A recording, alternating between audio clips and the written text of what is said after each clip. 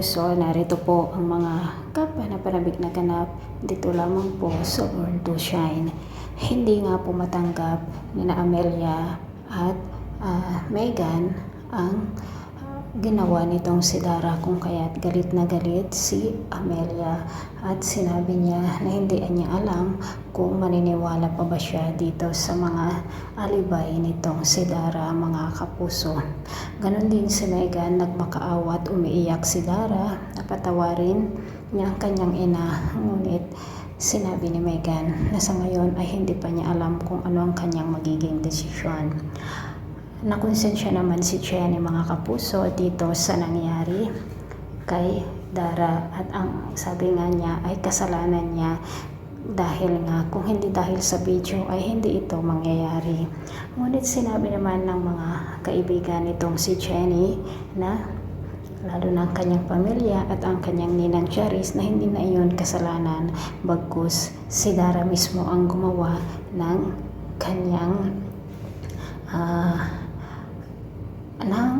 nang gumawa ito upang siya ay bumagsak ng kanyang kahihiyan.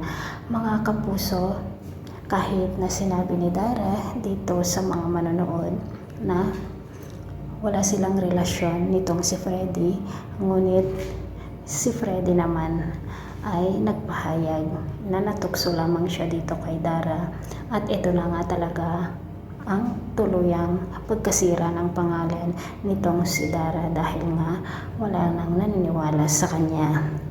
Nagpasalamat naman si Bana dito kanyang asawa dahil sa ginawa nito, at sa ngayon mas pinili pa rin ni Freddy itong si Bana, mga kapuso.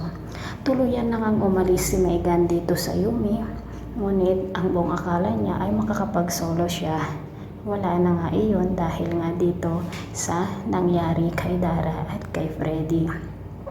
Samantala, mga kapuso, i-a-announce na nga ni Monica na tuluyan na ngang mawawala ang Yumi, kung kaya't lubhang malulungkot si Jenny dahil dito, mga kapuso, lalong-lalo na ang kanyang mga kaibigan.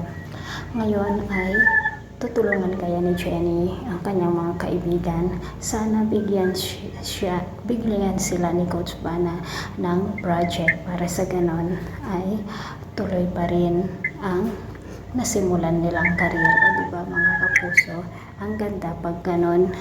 At habang nag-perform nga itong si Jenny, mga kapuso, tuwang-tuwa ang mga manonood. Samantala, nandoon din ang lola nitong si Jenny at niyakap nga niya si Jenny. Nanonood naman si Megan dito sa kanyang sasakyan at sinabi nga ng kanyang kaibigan na dapat gumawa na siya ng paraan kasi nga makukuha na lahat ni Jenny, ang dapat ay para sa kanya. Mga kapuso, ito po ang mga dapat natin abangan. Maraming salamat. See you on my next video. God bless. Bye-bye.